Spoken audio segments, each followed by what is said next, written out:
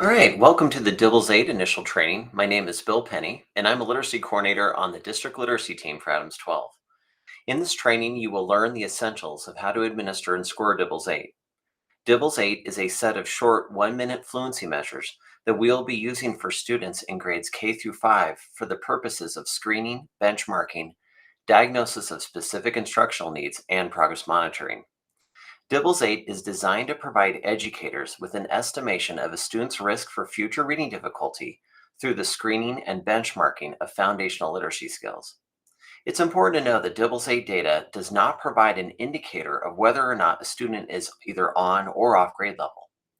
Once students have administered DIBELS 8, we are able to look at the data as a whole through a composite score and by each measure to see exactly where students are strong and where they might need more support with their foundational skills. Additionally, DIBELS 8 progress monitoring helps teachers to understand how all students are progressing. Before we get started into the main training, let's just talk about a few things that will be helpful to have for this specific training. I will go ahead and also close out my webcam so that it's a little bit easier to see the rest of the screen. First thing you want to know is that whenever we're administering DIBELS 8, it's helpful to use a touchscreen device in the actual tablet mode if you're able to, so that you have a stable and reliable surface to score the DIBELS 8 measures. In Adams 12, right now we currently have Chromebook Plus devices that allow you to flip the screen around and go into tablet mode. In your training materials, you will have a link to a note catcher and the participant notebook for this training. We suggest printing the note catcher for use during this training and then saving that participant notebook as a PDF for future reference. Whether or not you're familiar with DIBELS 8, we wanted to take a brief moment to explain what things are called to all be on the same page. Amplify is the owner of mCLASS, and mCLASS is the online assessment platform that we are using in order to access DIBELS 8. So DIBELS 8 was actually not created by Amplify or mCLASS. DIBELS 8 was researched and created by the University of Oregon to assess students, analyze data for instruction, and monitor progress. To limit confusion, the assessment is called DIBELS 8. If you need to abbreviate it, just call it D8. Our learning outcomes for today are to learn the basics of mCLASS with DIBELS 8. We also are going to want to develop an overview of the assessment so that you get a clear picture of how the assessment is built and understand a little bit of the background as to what each measure is looking at, and also learn how to score each measure. And then we'd also like to provide practice on a couple of the measures that are a little bit trickier to practice. Just so you know, we will be sharing a practice session that is self-guided so that you can get extra practice on any of the measures that you see today. It's also important to mention that some building leaders might provide time for teachers to refresh their skills with the DIBELS 8 measures. So we recommend talking with them to see if there will be a common time for practice with your colleagues. Moving forward, your instructional coach and building leaders will be valuable in helping you to understand the DIBELS 8 data. And just generally, please know that today we will focus on learning exactly what we need to know in order to give that assessment, but it will be very important that you practice a little bit prior to actually assessing students. That way it really ensures that you get accurate data for your students.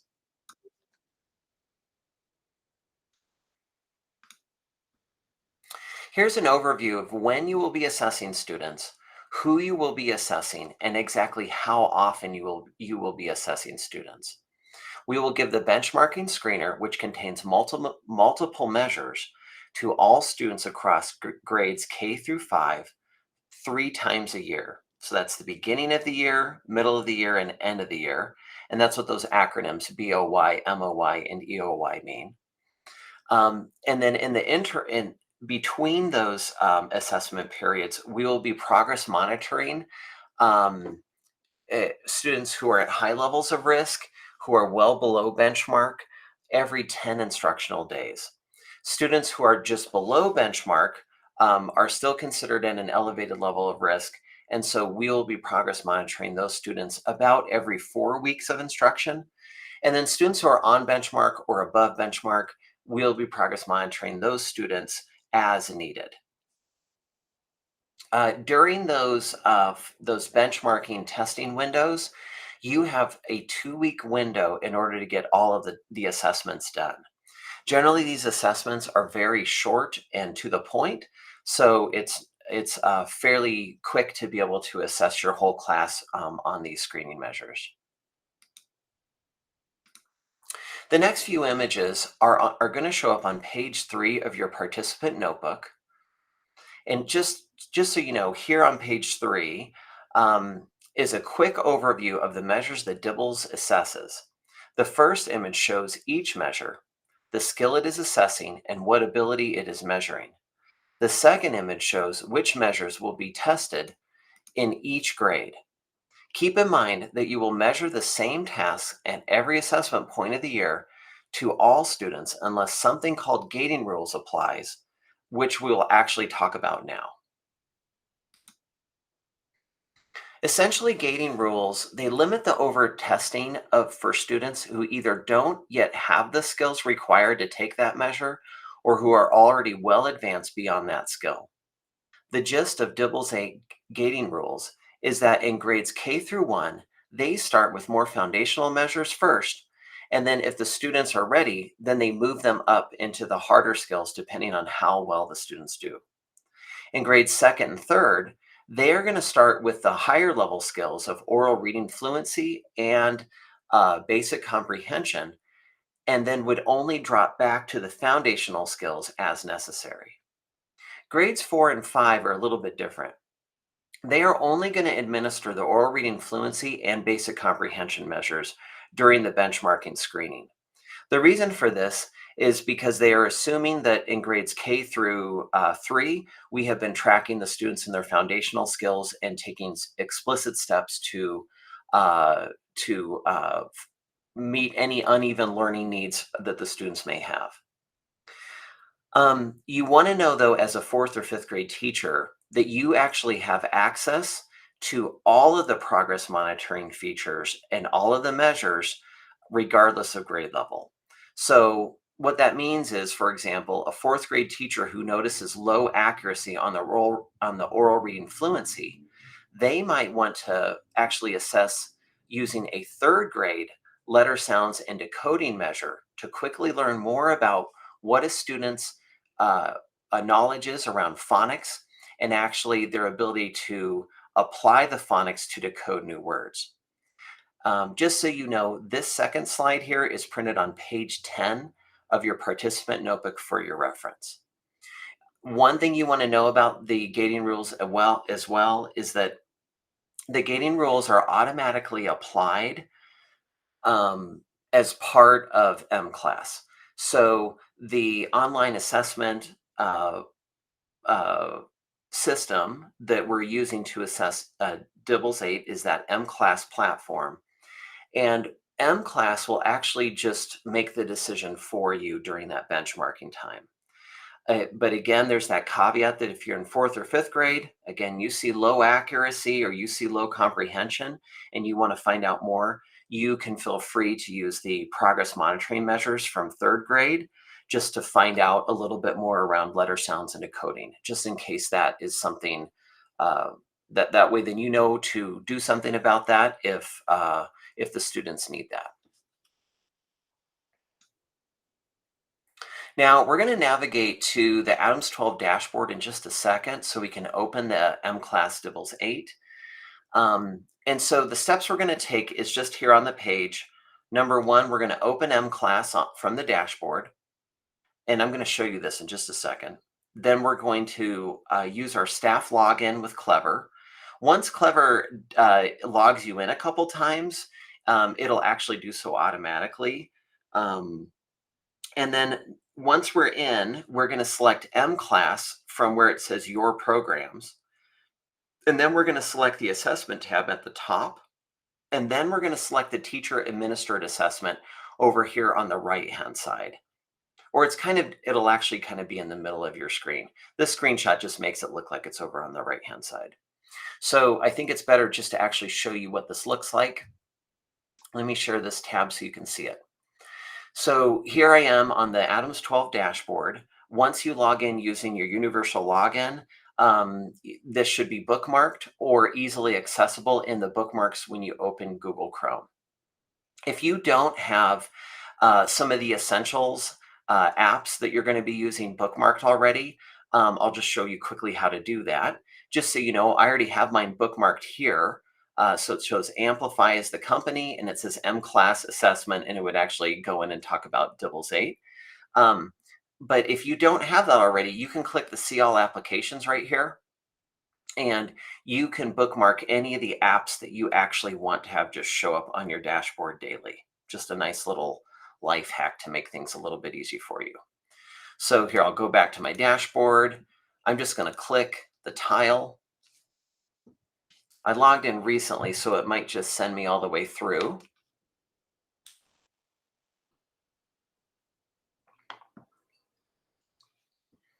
Okay, so you should be seeing Amplify mCLASS. It should show a couple recommendations and updates.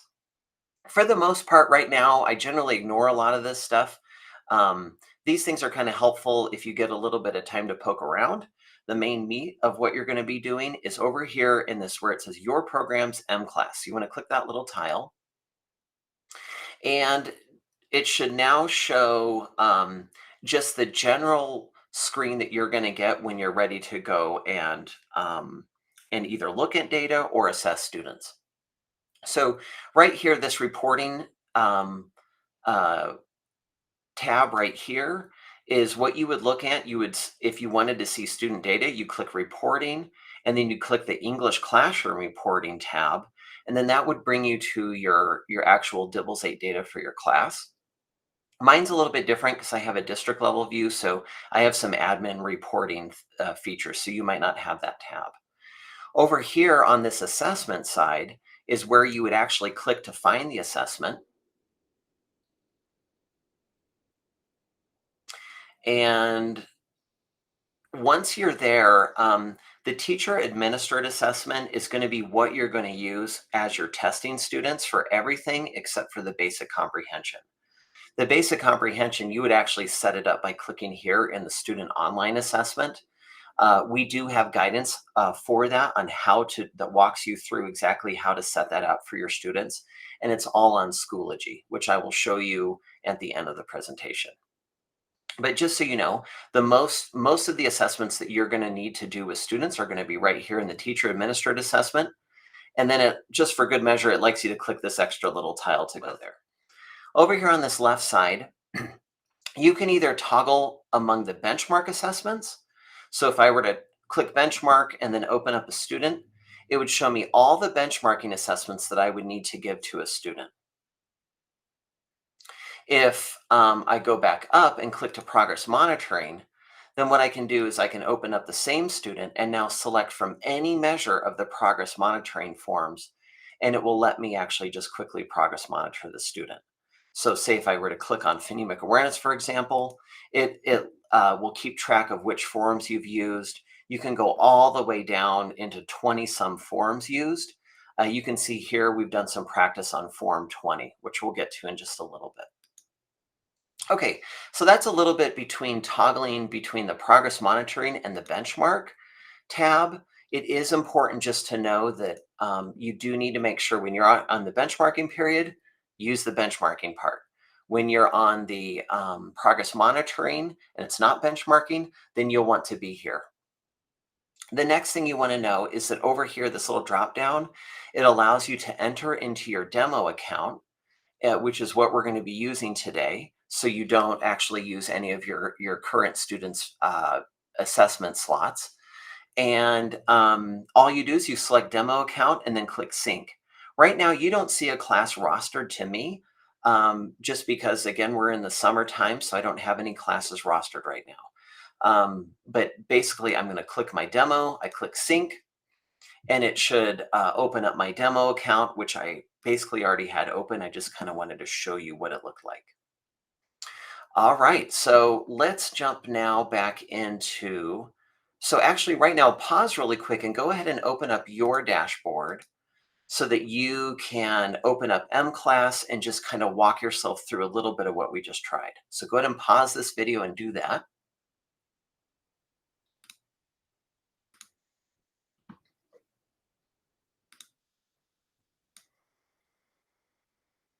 All right, and here's those directions. See if you prefer to look in them that way.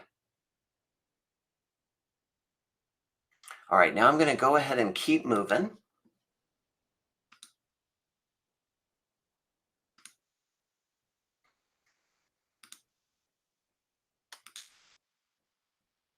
Okay, so the first measure we're going to look at today is something called letter naming fluency. Letter naming fluency is a standardized, individually administered test that measures how quickly students can retrieve known letter names. Letter naming fluency actually serves as something called a RAN assessment, which stands for Rapid Automatized Naming, which looks at how quickly students can retrieve lexical information that they already know. In other words, like how quickly can they call up letters they already know? Now, the research behind letter naming fluency shows that it is a reliable indicator of risk for future reading difficulty, but it is not directly linked to any of the basic early literacy skills. So this means that the students would not benefit from practice saying letter names faster, even though students actually need to learn all their letter names. So there's that distinction. They need to learn they need to learn how to say all the letter names, but by just learning how to say them faster will not make them a better reader. However, we know that when students struggle to retrieve known letter names, we know that they are in an elevated risk for future reading difficulty and potentially reading disorders such as dyslexia. Instead, um, so again, it's just that letter naming fluency is purely to help teachers know if a student is at risk for future reading difficulty. Because of this distinction, there are no progress monitoring forms that are provided for letter naming fluency. You should also know that letter naming fluency is administered to students in kindergarten and grade 1 for benchmarking screening. It is not administered to students in grades 2 and higher. Also, the assessor is going to present the student with a page of 100 upper and lowercase letters that are arranged in random order like you see on the screen. And then it's going to ask the student to name the letters as quickly as they can for 1 minute. Each form begins with a sampling of the 20 most frequently seen letters so that fluency is not affected by letters that the student may or may not have been taught yet. All forms feature a font with distinctive letters for lowercase a, t, I, and g, as well as uppercase L. The kindergarten forms include the 40 most frequently used upper and lowercase letters, and the grade 1 forms include all upper and lowercase letters with 3 notable exceptions. And the reason why they took these letters out was because they actually require students to take longer time in order to say them. So, for example, W is the only letter with 3 syllables, so it takes 3 times as long to name them as other letters. So, both the upper and lowercase w have been excluded from the forms.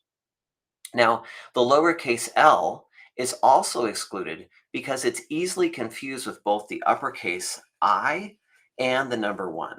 So, for those reasons, they took those out. And part of removing these also enabled this assessment to be used as a measure of RAN. Again, that rapid automatized naming. One of the easiest ways to actually see how to give this assessment is just to watch it in action.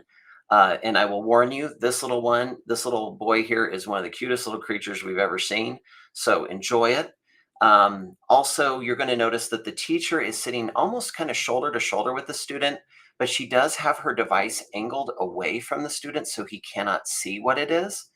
And typically, the way that's helpful to set up any type of fluency measure is to right away just tell the student, hey, I'd like to play some reading games with you so I know better what to teach you in the future.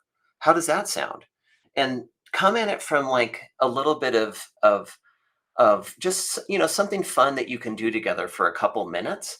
If you take that tone from early on, it will really pay off in the future, so that that the student is not worried or about doing well on this assessment, so that the student is just relaxed and ready to go. Um, as also just a side note, as far as all of the DIBELS 8 data, this DIBELS 8 data is much more geared around helping teachers understand a student's risk for future reading difficulty. Again, it's not saying whether they're on grade level or off grade level.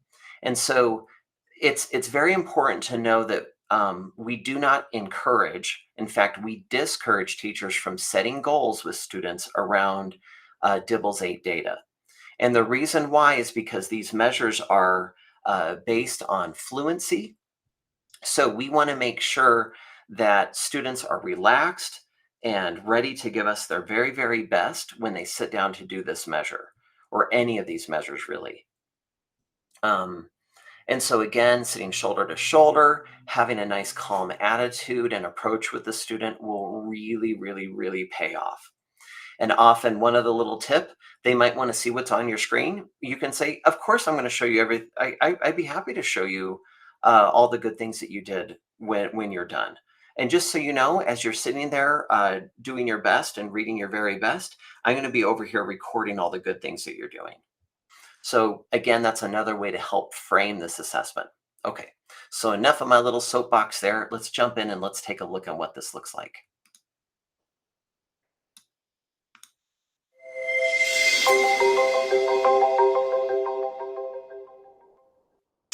Here are some letters.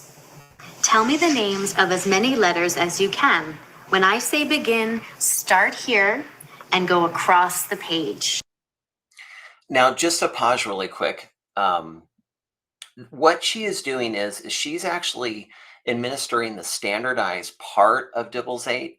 It's everything that this is in this little Mr. Say emoji here with the little smiley face and the little speaking emoji there, where it says, tell me the names of as many letters as you can. And it even shows, point to the first letter as you're talking. It's very important that you say this script exactly as it's written here, in order for the student to have the exact same directions as everybody else. Again, it's just that standardized feature of the assessment. Point to each letter and tell me the name of that letter. If you come to a letter you don't know, I'll tell it to you.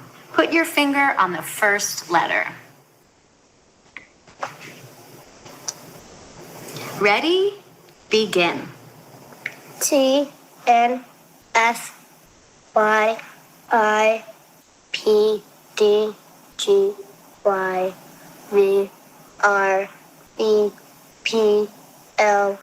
Now, just quickly pausing, there are a couple things to notice here. The student is reading from left to right across the row, just like you would a book. So just so you know, in all of the DIBELS 8 measures, any of the lists that the kids are reading of words, whether they're in isolation or their letters in isolation like this, we are always going to ask students to move from left to right across the page, just like they do in their reading, instead of going from top to bottom like you would read a list. The other thing I want you to notice is, in order for her to mark that letter R when he said the letter P instead of the letter R, she marked it wrong by just touching it. If she say if the student self-corrects, she can touch it again to indicate self-correction. Or say, at the end, she realizes that her finger grazed a couple letters on accident and mark them wrong. She can touch it another couple times in order to clear it out once the assessment is over. So it will basically appear as though the student had it correct. The other thing I want to point out is that right underneath the time there on the screen where it says, 14 seconds have elapsed, there are 3 dots below that. Those 3 dots, they indicate the 3-second hesitation rule. So if a student doesn't respond within 3 seconds, what you want to do is go ahead and mark it incorrect and just encourage them to move on.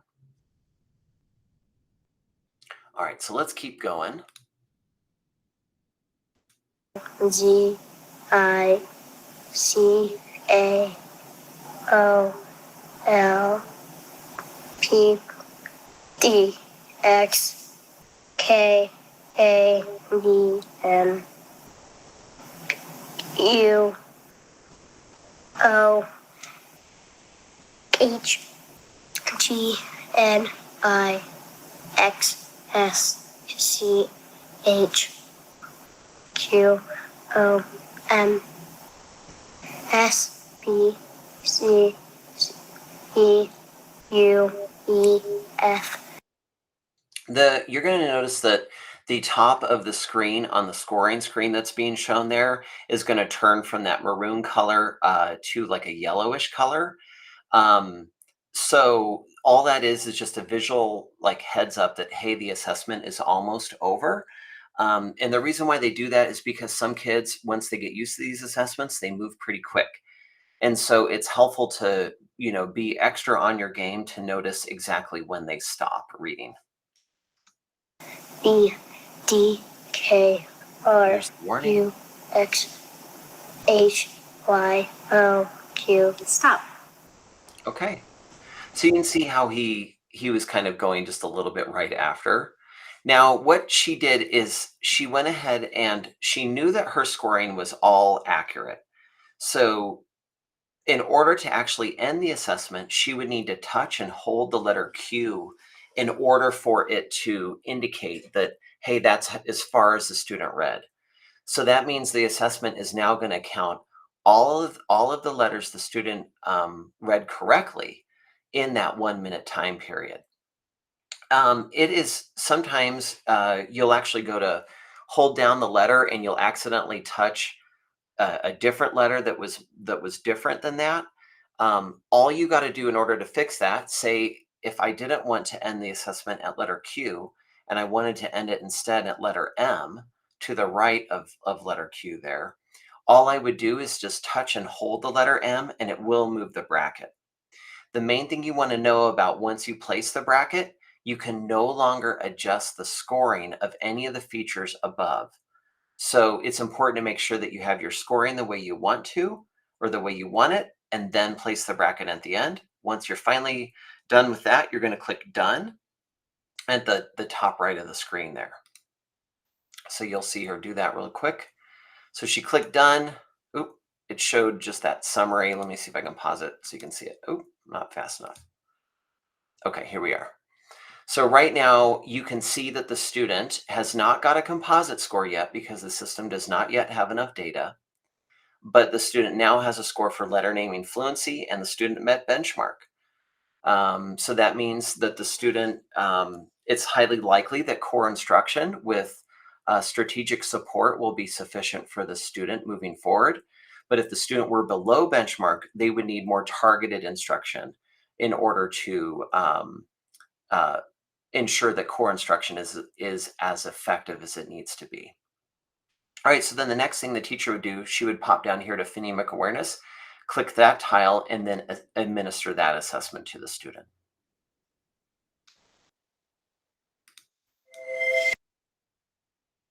So again, the goal right now isn't to master every single scoring detail and situation. Instead, we thought it would just be really helpful to give you a general sense of the scoring and then provide a resource for you to reference as you practice. So if you pop into your participant notebook on page 8, you're going to see a cheat sheet that's actually very handy to print out and have with you when you assess students, or when you're, and even before that, when you're practicing with a couple colleagues to make sure that you're able to give these assessments accurately. Right here with letter naming fluency, it identifies it with that LNF acronym. There are lots of acronyms within DIBELS 8. There is an acronym cheat sheet in your participant guide as well. But just so you know, LNF just means letter naming fluency. It shows the correct situations and the incorrect situations. And also on the screen there, you can see that this student skipped a whole line, which happens especially when you have students at the beginning of the year kindergarten. They often will skip lines. All you do is you click X on the side, it will line through that. Remember, the assessment is it's giving them points for all of the letters read correctly. So if they skip a line, it really does not impact their score very much. Instead, what I like to do is just make a little note that says, hey, my student is skipping these lines. And that allows me to know that I might need to do some work with return sweep with those students. Okay, so now with letter naming fluency, we're actually not going to practice this one. And the reason why is because it's fairly straightforward to administer. And we're going to save our practice sessions for some of the trickier ones that are coming up next. Speaking of the trickier ones, here's phonemic awareness. So phonemic segmentation fluency, it stands, let me see if I can move my little speaker box here to a different corner. Okay, maybe that will work easier. Phonemic segmentation fluency, what it is going to do is going to assess a student's ability to fluently segment 2 to 6 phoneme words into their individual phonemes. It's basically an auditory task administered to students in kindergarten through first grade. The teachers in the upper grades can use progress monitoring forms to assess phonemic segmentation fluency if they need that information. But if you are in grades 2 and higher, it actually might be worth it to talk to your instructional coach about other measures that might be more relevant to assess phonemic awareness in the higher grades. And the reason why I mention that is that phonemic segmentation fluency, as shown here, and as this assessment is designed, is its prediction abilities for future reading difficulty are strongest in the K1 space. But as you get into older grades, you might need to look at different forms of phonemic awareness, such as phonemic manipulation, in order to get closer to what a student really, really needs. So in the assessment, the assessor is going to orally present a series of words by saying the word, like top, and then the student is going to verbally produce the individual phonemes for each word for 1 minute.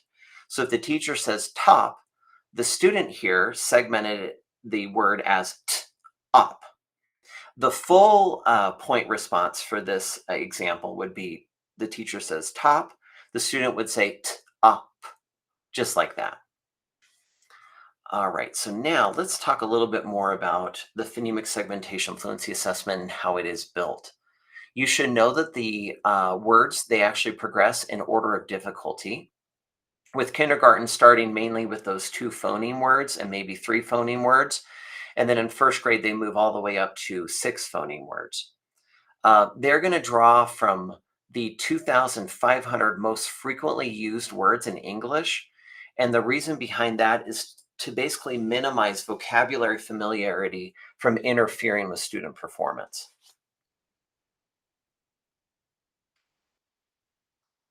So now let's watch our student here again with the assessment with phonemic segmentation fluency. And just to save just a touch of time, I'm going to go ahead and fast forward through some of the instructions. Tell me any word am are Tell me any sound. Okay, here is your first word. 4.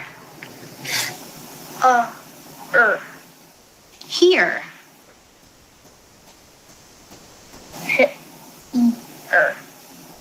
Who. On. Wave. Both. Ball. Food. So you can notice that the teacher is doing a pretty good job of quickly marking down exactly what the student says as they say it. And the reason why she's doing that is because once she is done with this assessment and she looks at the data reporting side, she can just click on the student score and see all of the words at once. So that way she can see if the student is lingering on the initial sound, the final or the medial sound. She can see if the student skips any sounds, like if there's ever like a blank spot underneath the sounds, there's no blue line under the sound that indicates that the student missed it or just skipped it, I mean. Or she can also click the whole word button to say, oh, the student is just repeating the word, which is also important information to know, that the student can repeat the word, but just does not yet know how to segment the word. And then the last thing too is when the student gets a sound that is incorrect, all she does is she touches that sound at the top of the column there. And that allows her to know that the student did not have that sound correct. Again, that's useful once you look at all the student data together from the whole measure, all of the different items from this assessment, because then you can start to see patterns. You can start to see, oh, hey, the student might need help with medial vowel sounds or the initial sound or the final sound. It really does help you hone in on what type of instruction the student might need. Ood. Then. N Tell. L Bit. bit bit Ask. ask First. first Bring. bring Stop. Good job. Okay, so now it's going to show now that. Let me slide back over here and move on. So we will pop in and talk about some of these scoring rules here in just a second. And that way then you can actually see what it looks like and we can kind of play a little bit with the assessment itself. But just so you know, again, there is this little cheat sheet where you can see at a glance the correct responses and the incorrect responses as you have questions. All right, but without further ado, let's just go ahead and pop over to an actual assessment so you can see what it looks like. I'm going to go ahead and select a student. I'm just going to pick any first grader here in this benchmarking assessment. I'm going to go into the phonemic awareness. And I've already used this benchmarking form because I've been practicing here. What happens, the reason why I'm seeing the screen where it says the benchmark form has already been used for an invalidated assessment. The reason why we're seeing that is because I have already used this form before when I was practicing with my demo class. And from time to time, you might get a student who gets sick in the middle of an assessment, or you might have an interruption in the middle of an assessment that you could not prevent, like a fire drill or a fire alarm. You know, all the things that can happen in a classroom, and especially those primary classrooms. Things just get interrupted from time to time, and it's not fair to the student to have their assessment interrupted. So in that case, you can easily invalidate, and I'll show you how to do that in just a second. But what you do if you do invalidate an assessment and you still need to do the benchmarking, you just click the tile again. And if you did not use many of the words from the benchmarking form, like you only got started on the first 1 or 2 words, you can just reuse the form. But if you have any more than like the student has already heard a couple of the words, just select from the progress monitoring form instead. And you can pick form 1, form 2. It doesn't really matter which one you pick. They are all of equal difficulty to the benchmarking forms. And basically, anytime you use a form, it will mark an X here for that progress monitoring form. Okay, so again, for this purpose, I'm just gonna reuse the benchmarking form. I'm going to go ahead and fly through these instructions. It's worth it to read through them yourself. Make sure you get those familiar, get those words in your mouth a little bit, get them kind of second nature to say. And once you're ready, you can start. So I would say for, the student would now segment for. And I click to the next word. Here, ear. Who, ooh.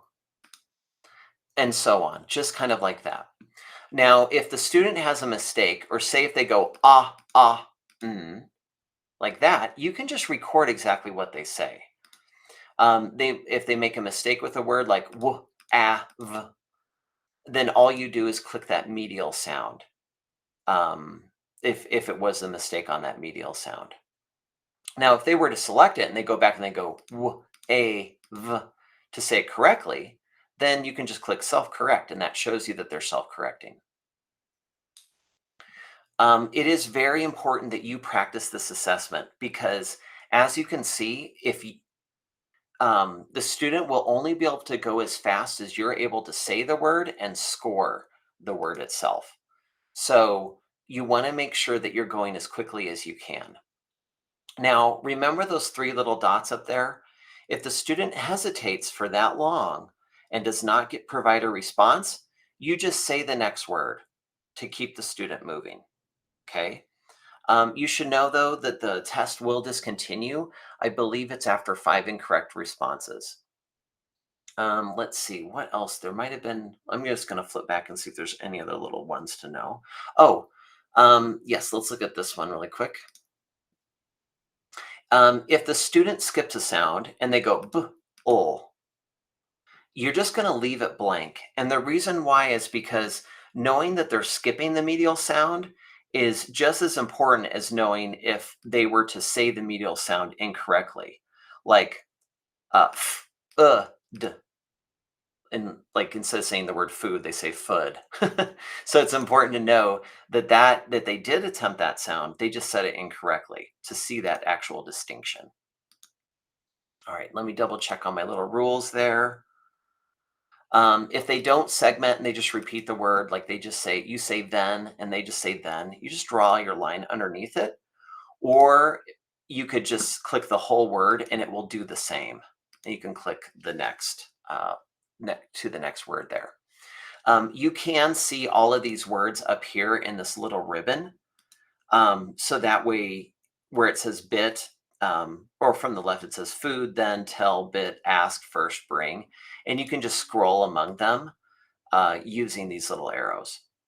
Okay, now remember when we talked about invalidating an assessment, if there is some type of emergency that cannot be prevented, all you do is click invalidate, and it will say, do you want to invalidate and exit, or do you want to return to the measure? So if you invalidate and exit, it will remove this assessment score and all of its data. So be sure that you want to remove that data. If you click it on accident, because it is really close to that done button, just click return to measure and then click the done button, and that will record your score. Okay, so this student now has a phonemic awareness score. And apparently I did not do a very good job of my phonemic awareness, so I scored here at well below benchmark, which means that I would need some intensive and systematic targeted instruction via classroom intervention in order to get what I need. Okay, so now let's go ahead and practice yourself. So I'm going to show you really quickly how to get there, and I'll put some directions on the screen so that you can refer to them. So I'm going to click to the practice tab right there, and I'm going to click Lee Aaron as the first grade student here.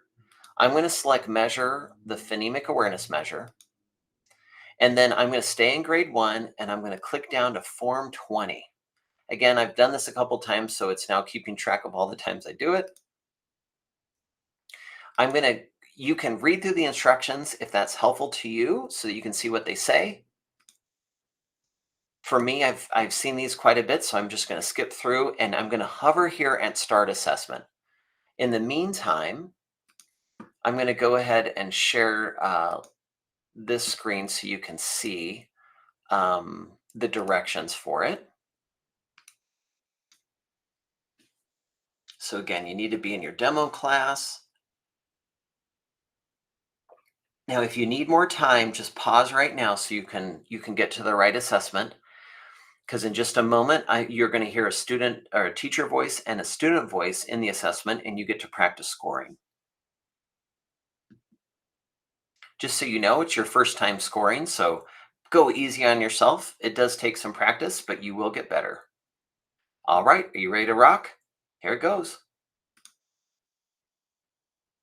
do, do, you, you, why, what I, on, less, west, watch, what I,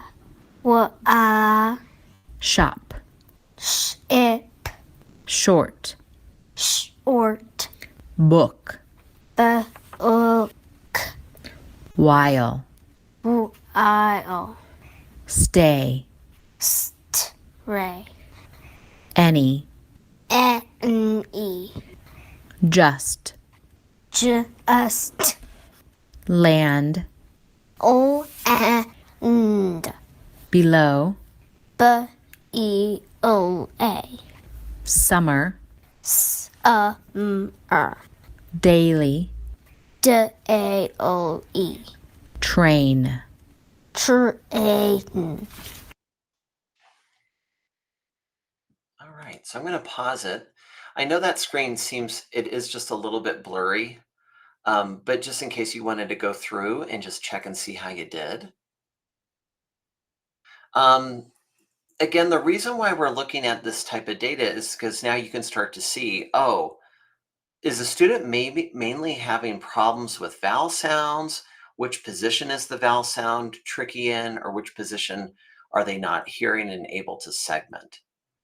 Like in this, some of these long vowel sounds, especially when it's that open syllable or that vowel team syllable, like in stay and in below. It's a helpful heads up to know that that's something that they're going to need to discern. And also in the word land, they were not able to actually segment that nasal and that stop consonant sound, the d there at the very end, that nd. So they'd have to say nd in order to get the full credit.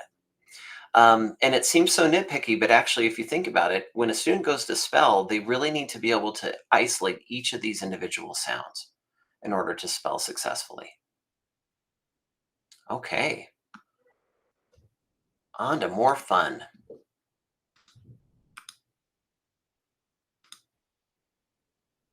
Our next assessment is word reading fluency. So word reading fluency is a standardized, individually administered measure of accuracy and fluency, reading real words, but the words are out of context. Word reading fluency is administered to students in kindergarten through grade 3 and each benchmarking period. The assessor presents the student with a page of real words arranged in rows, and then asks the student to read as many words as possible within 1 minute. So again, the student is going to be reading from left to right like they would a book. The forms are going to increase in difficulty as they progress across the grades and as they progress within the form itself. So they're going to start with simpler words to begin with, and then they'll get harder and harder as it goes. The reason why it's doing that is because it provides information about word knowledge for students who are both at risk and for students who are on track. So this is a helpful one just to know how well students are controlling words that are likely to occur in grade level text.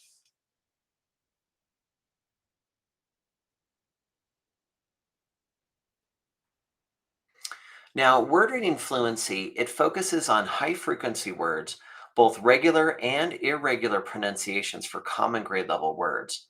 The words were chosen based on the age of acquisition in the student's vocabulary and their frequency within written text. And I'm realizing one little thing. Let me start to reshare this. I think my screen zoomed. Okay, let's see. That should give you the whole picture there. Sorry about that. I'll just flip back to this other one so you can see what the word was there. I have this fancy mouse and sometimes it zooms on me. So again, it's going to have both regular decodable words like cat and deep, and it's going to have those irregular non-decodable words as well, like said and the word one. Word reading fluency is important because it may help to identify reading risk that is missed by other DIBELS measures. So for example, a first grade student who relies heavily on context to read unknown words could score really well on oral reading fluency, like you see on the left. Like, say they're able to read that word there just fine when it's in context. But then they go to read the word out of context, and now they can no longer read that word. It's important to know that, because then we get a much better sense for true word knowledge, and not just the student's ability to apply context in order to read, which is also important. But when you think about it, both are very, very important. Especially as text complexity increases, it's harder and harder to read words that are tricky. All right, back to our favorite little muffin here. Let's watch this student in action, taking the word reading fluency. Again, teachers on the left doing all the scoring. And again, the students moving from left to right. And last little bit, again, I will go ahead and fast forward through the instructions. But Let's see. Begin.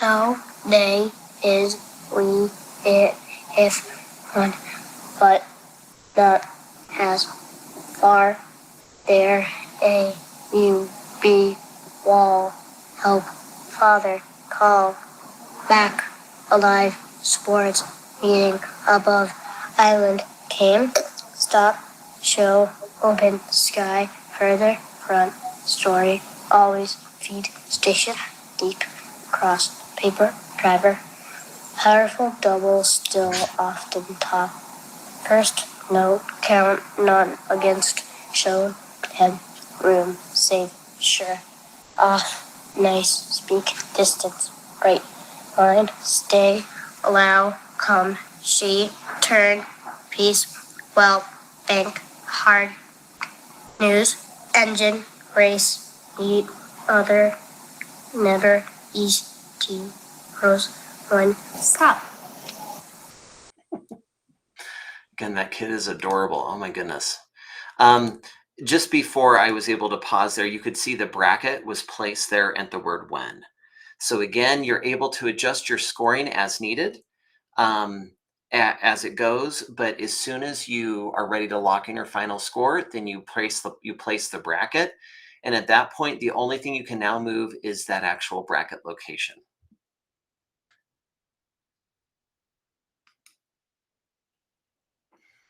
So the word reading fluency scoring is fairly straightforward. If the student reads the word correctly, and or say like if they sound out the word like for, or, and then they blend it together for, then it is correct. It would be incorrect if the student sounds out the word, but then does not blend the word, like or. Then the student goes on to the word there, a, you, and so on.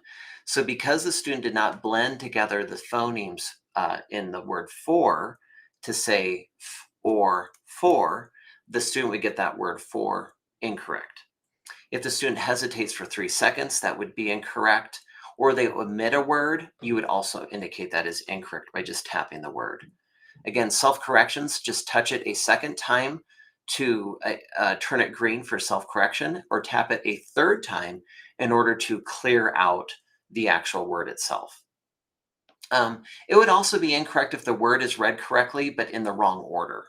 And that happens sometimes. Let me double check. We got all these little rules. So in this case, we are not going to actually go through and practice this one. Although in the DIBELS 8 practice materials, there are some practice assessments for this assessment. It's just that this one is a lot like letter naming fluency. It's much easier to give. So we'll save you some time on this initial training, and just save that for when you just are going to practice it once or twice prior to giving it to a student. We're going to use nonsense word fluency to look at letter sounds and decoding. So nonsense word fluency is a standardized, individually administered measure of the alphabetic principle and phonics. Nonsense word fluency is seen as a pure measure of the alphabetic principle because vocabulary and sight word knowledge cannot play a role in recognizing nonsense words. Nonsense word fluency is administered to students in kindergarten through grade 3 and each benchmarking period. So in grades 4 and 5, it's not given as part of the benchmarking process, but If teachers in grades 4 and 5 notice low accuracy issues on the oral reading fluency, we recommend actually giving the 3rd grade version of the nonsense word fluency assessment to find out about a student's letter sounds and decoding skills. And to do that, they can just use those progress monitoring forms. So with nonsense word fluency, the assessor is going to present the student with a page of nonsense words and then ask the student to verbally produce the whole nonsense word or individual letter sounds for 1 minute. The forms are designed to increase in difficulty with increased complexity in the spelling patterns. The kindergarten forms are limited to the consonant-vowel-consonant patterns, which is that closed syllable. Grade 1 forms include that closed syllable pattern, as well as any additional spelling pattern that is typically taught within grade 1. It's worth it to note that the grade 3 nonsense word fluency is going to include everything that was taught in terms of those spelling patterns from kindergarten grades through the kindergarten all the way up through grade 2. So if you are in grade 4 and you are teaching grade 4 and you do need that information, it's important to use the 3rd grade nonsense word fluency forms if you are dropping back to see if the student has uneven learning with letter sounds and decoding. Now, here's just some examples of the spelling patterns that are aligned to the grade in which they were introduced in that grade level classroom instruction. I love some of these multisyllabic non-words like fudpalm and copalp. Foddy. Pretty silly. But basically, these the nonsense words themselves, they are all going to need to follow the rules of English. So these pieces of nonsense words that you see might be parts of other multisyllabic words that actually exist out there in the wild that we call English. All right, let's watch our friend model this by assessing this cute little biscuit here. Let's take a look. I'll fast forward through the instructions again. Or lum. Here are some more make-believe words. Start here and go across the page. When I say begin, read the words the best you can. Point to each letter and tell me the sound or read the whole word. Put your finger on the first word. Ready? Begin. Tib, rep, hab, com, te. Okay, so this student is reading these very quickly. And that's typically going to happen when you see a student who's strong in letter sounds and decoding. So just so you know, this teacher is pressing whole word read, which then awards full points for the correct letter sounds. So he would get 3 out of 3 correct letter sounds and would get a whole word read. I'll show you more specifically what that looks like in terms of the scoring once we're done watching this model. Tut, nub, sep, dat. Right there where he misread the word nup as nub, she still slid underneath all of the sounds to indicate that the student was blending the whole word together. But when it got to the p sound, she indicated that was incorrect because the student actually said b as in nub instead of nup. Nen, horn, yam, knock, sug, ut, teg, hug, sim, ted, sab, hig, what, nim, neg, rop, hod, ter, wit, wat, pide, tage, palm, yate, seb. So the student is doing very, very well and is kind of rocking through these words. And so just so you know, this is one of those assessments that would be really important to practice and to get really good at. All right, so I'm going to fast forward just so you can see what the scores look like at the very end. Now we have scores for letter sounds, nonsense word fluency, correct letter sounds right here. He scored at 160, which was above benchmark for beginning the year first grade. And for decoding, the acronym here is nonsense word fluency again, but now it has words recoded correctly, where it has the student scored at above benchmark. So when we're at above benchmark, that means the student holds low risk for future reading difficulty as far as this skill potentially causing problems for the student in the future. Now, let's go ahead and look a little bit at what it will look like once we go through and actually score some of these. So I'm going to be using this correct and incorrect scoring chart here just to go through some of the rules. But let's go ahead and use a real assessment so you get a sense for what it looks like. So I'm going to jump here on nonsense word fluency. Okay, so I already had it loaded. I'm going to click start. All right, so again, if the student is reading these words all, just reading them all together like this, saying rep, thom, et, lom, nin, nid, neg, rab, nen, tem. And some students will do that from the get-go. So be ready for them. I'll just backspace a little bit so you can see what the scoring looked like. When I was clicking whole word on the word tem, because a student was able to read that word correctly, it provides a line underneath all of the sounds to show that the student blended the word together, and it gave the student 3 out of 3 correct letter sounds right there. So it's important to know that if the student is going that fast, use that whole word button because it will be much quicker than trying to draw a line under and then clicking next. All right. Now, the other thing you want to know is that the student might, from time to time, they might go ahead. Oh, I'll wait for this to clear in just a second. The student might go ahead and blend sounds together. They might say duh, ut. What I'm doing is I'm trying to draw the blue lines exactly as the student was uttering those sounds. That way, then I can go back at the very end of the assessment, and when I'm looking on the teaching data report side, it will allow me to see all of these items all together. So now I can start to tell if there's any patterns that I need to be aware of. Like sometimes this is how you will see if a student is comfortable with that short vowel, or maybe they're struggling with an R-controlled vowel. It just really it's very information rich if you're recording all of the little details.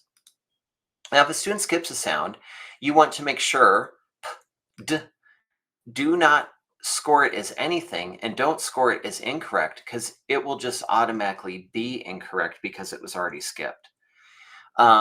So the reason why you do that is because then as you're looking through, you can see that they're always skipping these medial sounds, or maybe it's the initial sound or the final sound.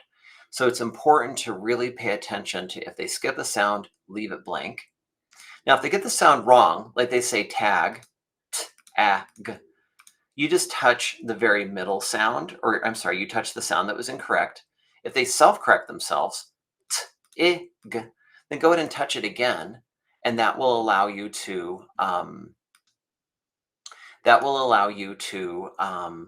record that they were self-corrected.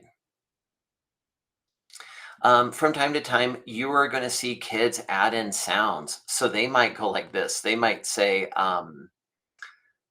sems, for example. If they add the sound at the very end of the word, there really is no penalty because the penalty is only in the time it took to say the sound longer.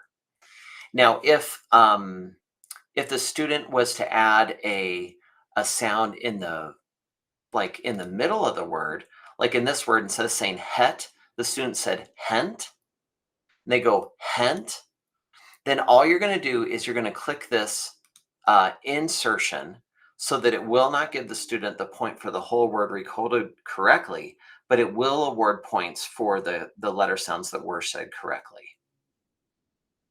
All right, if the student hesitates, it's helpful just to point to the next word very quickly and say, keep going, and all you do is leave it blank. So if the student had no response, you just leave it blank. From time to time, you're going to see students actually skip a line. And it's okay. Don't waste time pausing them to make them go back and read that line. Instead, just right up here, you can actually drag. So say if we were on the word het, we just scored it, but then they had actually skipped a whole line. I can go to the next line by just using this ribbon up here and clicking to that next word.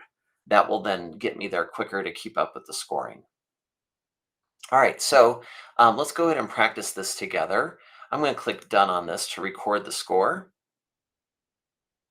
And it now gave me 2 scores for today. It gave me a nonsense word fluency correct letter sounds and a nonsense word fluency word recoded correctly. So that's what that NWF CLS and NWF WRC means. It means correct letter sounds for CLS, and WRC means word recoded correctly. So just so you know. All right, so now the next thing, let's go ahead and get you into the progress monitoring. So if you're on benchmark, all you do is just flip over the progress monitoring side. It keeps pulling me down because I had this student open, so I can flip back and forth from progress to benchmarking quickly on the same student. And then I'm going to assess Mr. Lee Aaron here. Let's use the letter sounds. Keep grade 1, form 20. So now I've used this form a few times, so it's keeping track. And go ahead and click through all of these directions while I pull up the practice directions. Once you get here to start, go ahead and just pause and wait for me to catch up.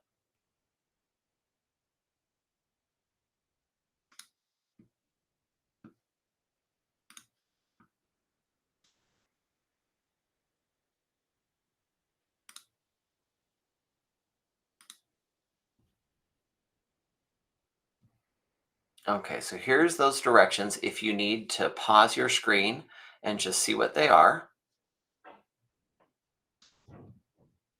Otherwise, I'm going to go ahead and fast forward so we can hear it. Oops, sorry, a little too quick. Eek. Okay, here it goes. Ep, rep,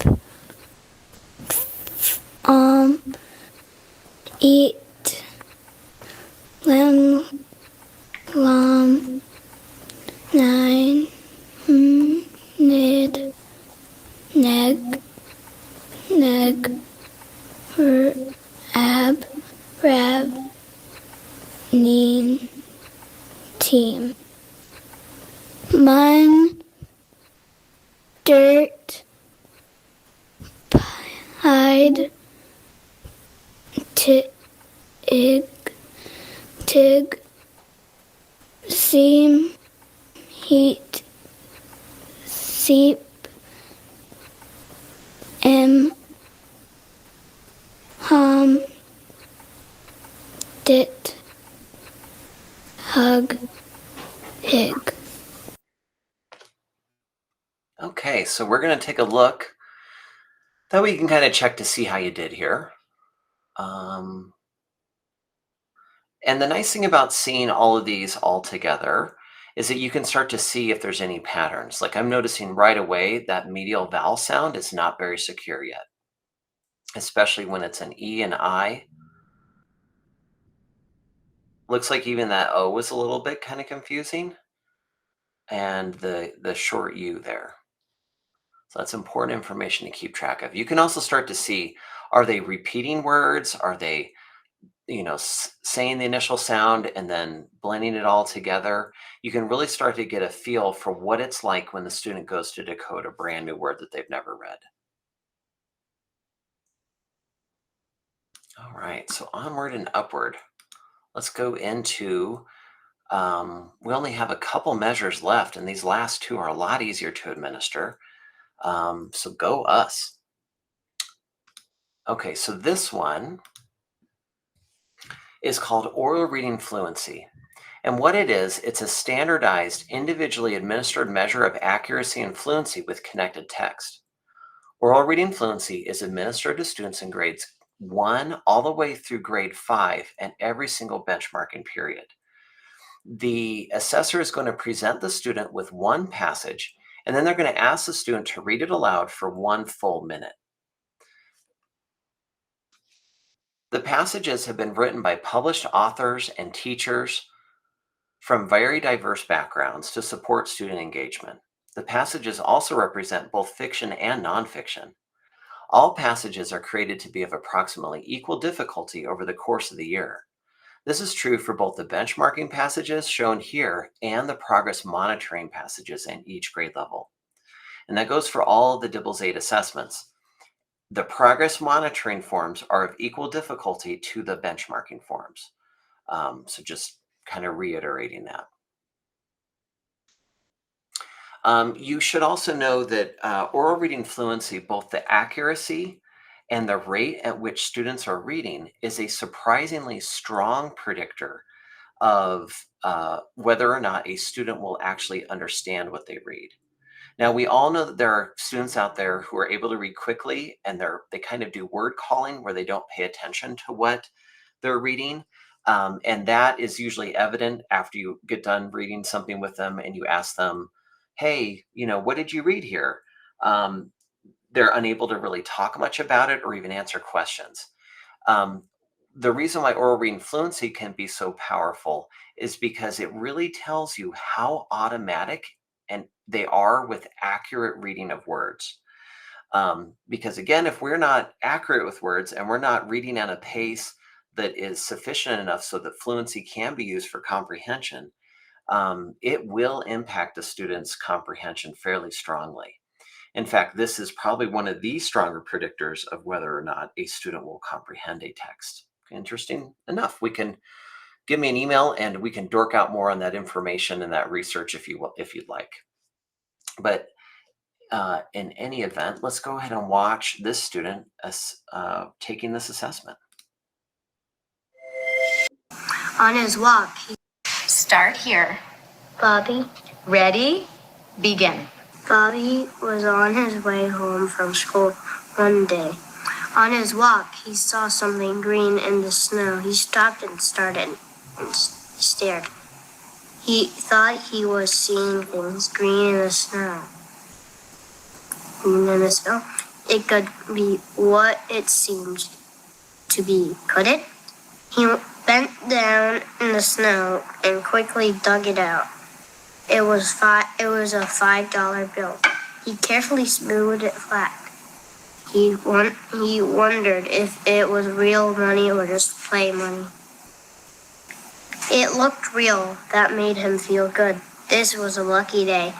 But then he felt bad. He knew that he never lost $5. He would cry and cry. Once he dropped a dime on the. So it's kind of interesting. If you think about it, where the student had just read that incorrectly, he knew that he never lost $5. He would cry and cry. It was how he read it. But the text actually said he knew that if he ever lost $5, he would cry and cry. So that really does change the meaning. In other words, like I've seen students read stuff like this where they'll say, oh, I will get, the text says, I will get back to you. But then the student read it as, I will get back at you, which significantly changes that meaning. So all of these little things are very important to notice as the student is reading along. And again, just like on these other assessments, as he's going along, I do like to ask them what they read once they've finished reading, because I do believe it's important for kids to talk about what it is that they just got done reading so that that meaning is always connected.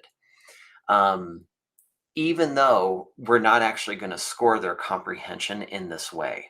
For those of you who used earlier versions of DIBELS, we did actually score a retelling of a story. However, the data on that was very difficult to support continued use of it because of how subjective the retelling scores were.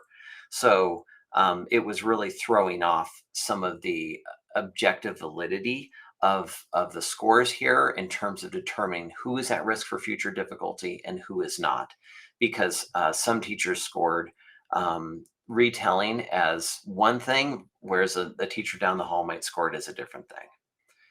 All right, so let's go ahead and pop into our next one here. So just to go through some of these scenarios, If students are doing things like, they're hesitating for 3 seconds, all you do is provide the word and tell them to keep going. If they omit a word, you would mark that incorrect. If they have mispronunciations of the word, you would also mark that incorrect. But it's important to know that if it is something like an allophonic variation, like in some cultures, it's common to say the word with as with. If it's something like that, or say if it's an accent, then that would be marked as correct. So there is a distinction there. A mispronunciation, like the word rhyme, would be read as rim, or something that would show that they were not able to decode that word. That's where the line is. Not something that would just be part of one's culture, like pronouncing the word with as, or I'm sorry, the word with as with. Instead, it's important just to take a note of that in your anecdotal notes to say, oh, I might need to help them form that TH sound when they're saying the word with or bath, so that then they're able to code switch among the cultures that they experience in their day-to-day. The other thing that's important to know here is that, say if they miss a whole line, like they did here, you want to just mark an X there instead of having them go back, because you want to see if they notice and go back on their own. But again, the main thing that is going to really limit them on is their comprehension, because they'll miss all that information.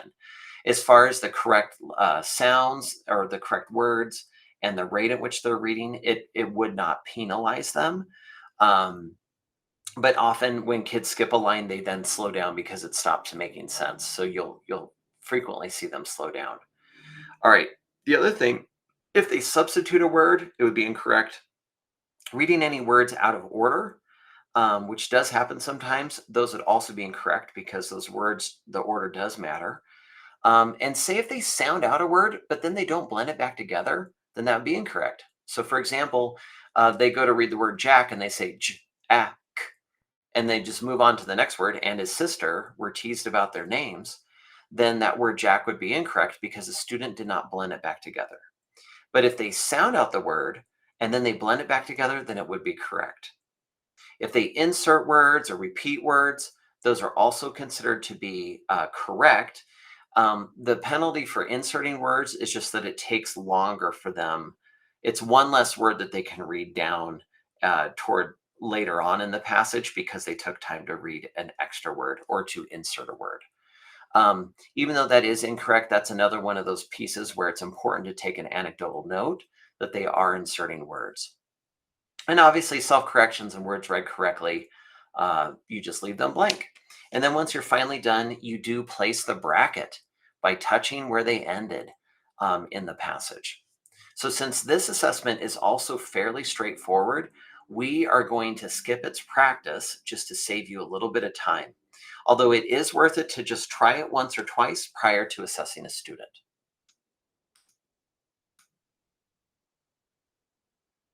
All right, we're coming up on our last measure here, and this measure is it's called maze. Basically, what it is, it's a multiple choice cloze activity.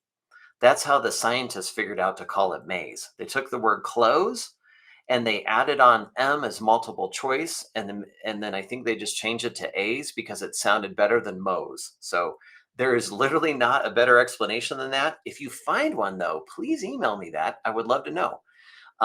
But we have not been able to figure out why it's actually called maze, other than the fact that it is a multiple choice cloze assessment. So what it is, maze is a standardized group administered measure of reading comprehension. maze is administered to students in grades 2nd all the way through grade 5 and each benchmarking period. And so the assessor is going to basically present the student with a passage that has every 7th word removed, and then and then the word that's removed will be replaced with 3 options. The students will silently read the passage and then circle the word that best fits in the sentence for 3 whole minutes. Now, before we see what the student experience is with maze, it's important to talk about, with maze, what it actually is looking at. So when they took out the word and they replaced it with those 3 distractor words, They made sure that the student could not use things like parts of speech to figure out the word. Instead, the student either needs to track the meaning at the phrase level, at the sentence level, or even at the passage level in order to really understand which word to select. The reason why this is so powerful is that this understanding how a student is actually applying skills like syntax and semantics and things like that as they're reading is very difficult to discern from a multiple choice assessment or a response to reading or even a retelling of reading. This assessment allows you to really see how they're taking those skills that where we use our reading fluency to actually make meaning with text. So it's an important assessment to look at, and it is very highly associated with risk for future reading difficulty when students are unable to do well on this assessment, just like oral reading fluency. Now, it will be helpful to go ahead and take a look. I'm going to go ahead. There is a short video, and the reason why there is a video of this is because the students actually take this assessment on their own. How this works is you set up the assessment using the online assessment portal through mCLASS. Once you set it up, then you are able to, the students are then able to just open up their computer. They log into mCLASS using their little app and using their universal login. And that will allow them now to get in and take the maze assessment. It lasts for about 3 minutes. And then once the 3 minutes are up, it stops the assessment. The student clicks done to say that they're done. And then they go on about their day. So let's take a look at what it looks like from the student view as they're actually taking the assessment.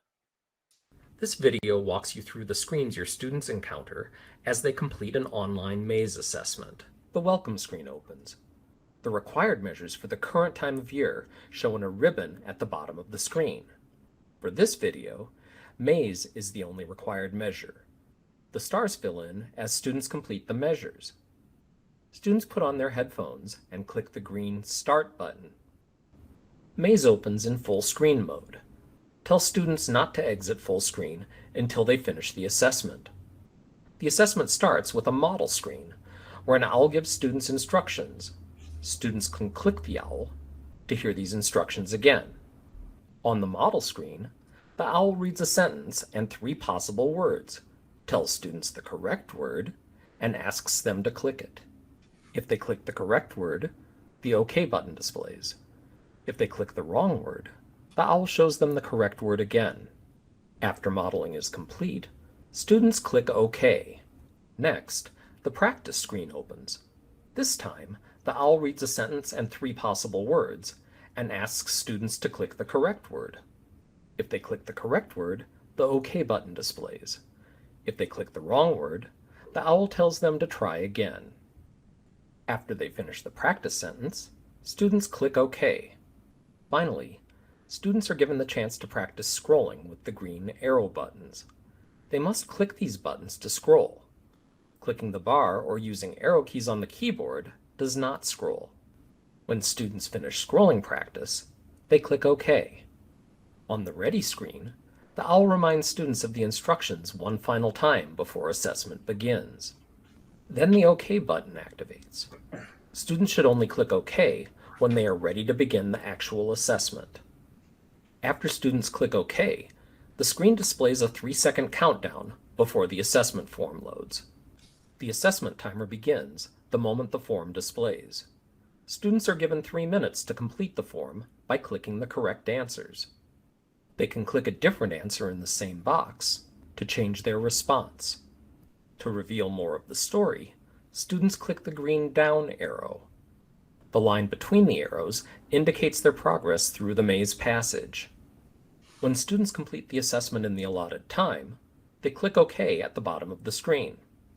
After 3 minutes elapse, the assessment ends automatically. A brief animation plays, and students are returned to the welcome screen. And that's how students complete Maze Online. Thank you for watching. Okay. So now going back in our little presentation here, Maze, again, it's very handy and it's something students take on their own.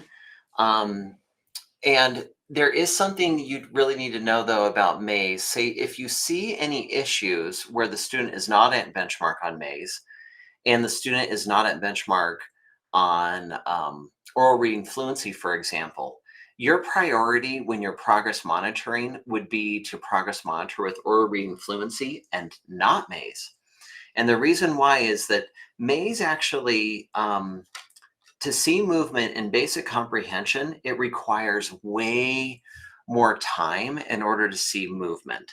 So DIBELS 8, the folks at University of Oregon only recommend progress monitoring Maze a couple times in a full semester, just so that you're not wasting the students' time and your time over assessing with Maze. Instead, some of the other measures, whether it's oral reading fluency, or if you need an earlier measure such as nonsense word fluency, that would actually be a better use of your time and focus for instruction.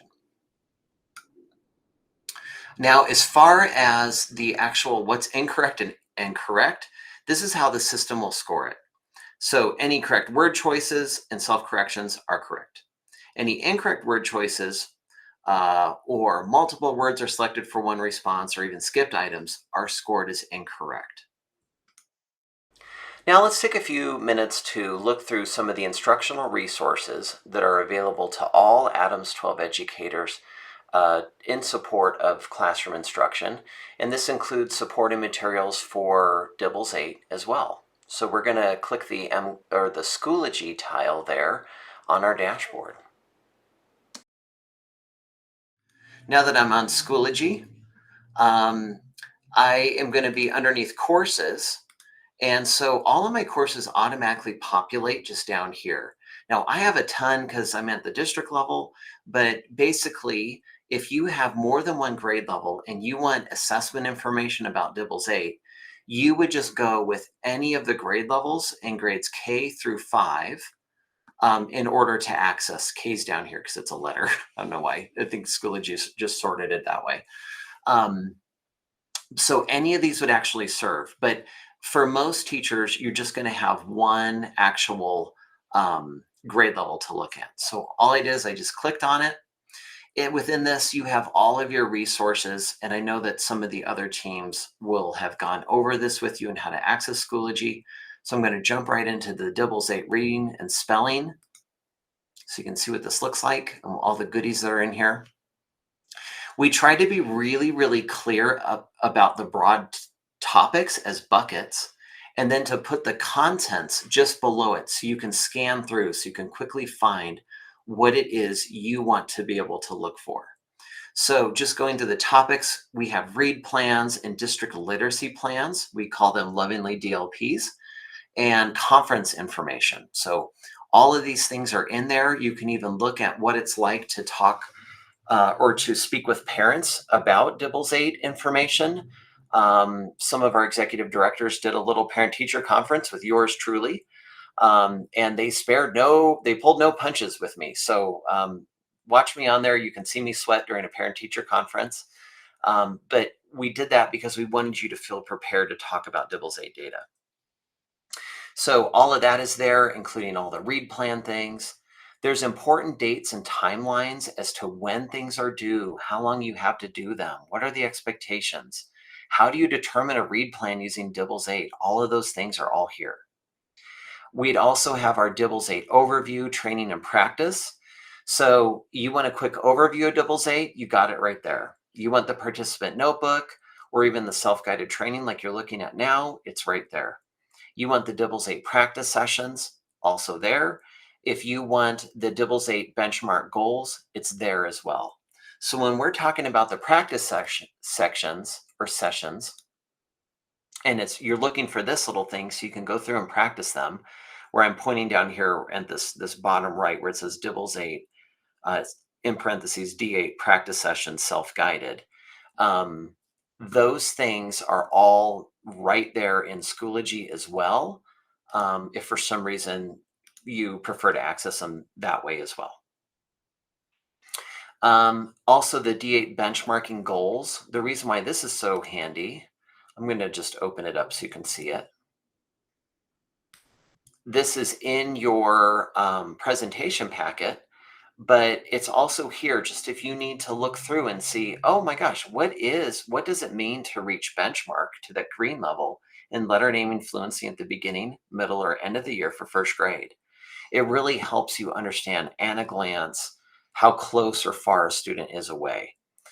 This is really handy for those 4th and 5th grade teachers who might be using something like the 3rd grade nonsense word fluency assessment, because then what they can do, they can use 3rd grade, they can look at end of the year and they can see how close or not their 4th or 5th graders are actually to making benchmark just by using the progress monitoring form and this scoring rubric here.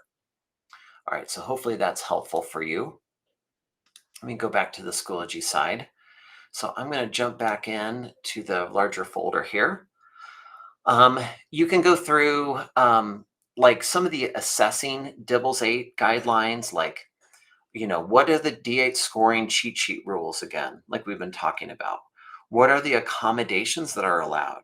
How do you invalidate a measure, and under what situation can you invalidate a measure? What about special education? Because in Adams 12, we call special education SSS, which is Student Support Services. So that's our IEP providers. They have guidance document there on how to address some of the questions we know that they'll have. And then this is that little bit around how do you set up the maze assessment in grades 2 and 5? Like it's just a quick, walkthrough of how to set it up so you can actually assess your students. Down here, whenever we update something, we list updated so to show that it has new information. And we recently updated the using data from DIBELS 8. And so there's some handy things in there, like just broad, how do you use this data for instruction? If you see this, then what do you do now? Say if it's a low oral reading fluency in grades 1 through 5.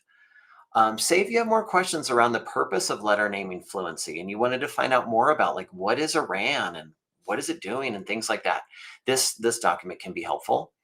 The D8 reporting and analysis suite, just information from the actual vendors. And then also guidance for adjusting progress monitoring. So how do you know what to progress monitor, how frequently, how much? A lot of these questions can be answered here.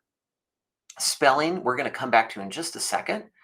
From our initial implementation, we had lots of great feedback from schools around questions that they had. The frequently asked questions are just listed there. If you have tech issues with DIBELS 8, we know about some common issues that just happen from time to time. And so, like say if you're having touchscreen issues or other issues, you can look in here to see if you see this, then do that. That's that type of quick guidance. Now, if you have any issues with materials, it's important to let your coach know because they're very familiar with what the materials are and where they should be. And they are most likely going to be the ones who are easiest or who are most able to actually find them for you. So you shouldn't have to be ordering materials. But just in case, if you need something and this is just the easiest way to get it, you can get it right here. All right, now going back to the spelling piece, we know that DIBELS 8 is focusing primarily on the decoding side, but just as important is that encoding side of reading and literacy. Because we know that students might be able to hide sometimes in terms of their decoding ability, but when we ask them to spell the words, it can be a different story. So in order to support this, we are going to use something called the letter spelling screener. Basically, the letter spelling screener, we either have it in grades K through 2 as one specific kind of branch, or the advanced spelling screener, which is in grades 3 through 5. That's not to say that if you have a student who's advanced, who is unable to, who's in grades 3 through 5, but is unable to actually provide any responses on the 3 through 5 advanced spelling screener, you can drop back to the K2. But both of them are fairly challenging, and I'll just jump into the K2 one just so you can see what it might look like. So in order to get into it, so you can just click on these links and it will show you. what they are. It provides words and sentences for you to use with them in the instructions. But basically, this is how it's laid out. It's basically almost like a spelling inventory that allows you to see how they did with initial consonants, final consonants, digraph, trigraph, blend, short vowel, long vowel, vowel team and diphthongs, R-controlled vowel, and inflections. How good are they at reading the whole or spelling the whole word all together? When you pair this data alongside the decoding data from DIBELS 8 and the data you're gathering in the classroom, you will have a very strong picture, a very clear picture as to what students, where their strengths and their needs are. So this is something we're expecting from every single teacher across K-5 3 times a year to provide the spelling screener. In this case, this data is mainly accountable and reportable at your building level. So your coaches might ask for this, your principals might ask for this, or your teams might be relying on this to make decisions around instruction and grouping. The other place you're going to see this crop up is this is a frequently used tool for the MTSS process. So it's important to have this data ready at regular intervals. You can either do the old school paper or pencil scoring, or you can do our one of our rock star teachers, Jess Chambers out at Rocky Mountain Elementary. She made this beautiful digital scoring resource tool. And so what it does is it lets you basically create a copy of the spreadsheet and you can enter in the data that way. Be sure to ask your coach if you do choose this route. And the reason why is that they're a little bit more familiar with how to work it. So that way you don't have to, kind of fumble your way through, that you can just get your data in, have it scored, and be useful from here on moving forward. And probably the most important thing of here I should have started with was this letter spelling screener instructions right here. So this basically tells you your guidelines for words to dictate, gives you background on what the letter spelling is, the testing procedure, how to score it. It's very straightforward. It now also has the words and it has the sentences with it. All right, and last but not least, I know all of you folks out there who love to stay organized are going to ask, what paper do I use? So it's right here. It's within the actual grade level spelling. So if it's K2 spelling screener, the paper will be in there. 3.5, the paper will be in there. And that was thanks to Miss Annie Bryson, one of our coaches out in Arapahoe Ridge. So we're very grateful to all those folks for pitching in and making some of these materials available to more people beyond their school. Okay, so now we're right here at the very end of the presentation, and I'll pop back on. Okay, here I am again. Thank you so much for taking time to go through this presentation, to practice what we did today, and then also for the future practice you'll do prior to assessing students. DIBELS 8 is super efficient, it's very information rich, and it's a process to learn how to use it, how to administer and score it, and then how to use all that data for the benefit and well-being of students. And so we're just excited that you're here and you're going to be using this resource. And we wish you all the best on behalf of the whole literacy team and all of Learning Services. We wish you the very best with your job here in Adams 12 and your new role, whether you're stepping into a new role or a new job or whatever it is. We're just glad you're here. And we sincerely hope that you have a wonderful year with your students. And just know your students are very lucky to have you. So have a great one, and we will talk to you later.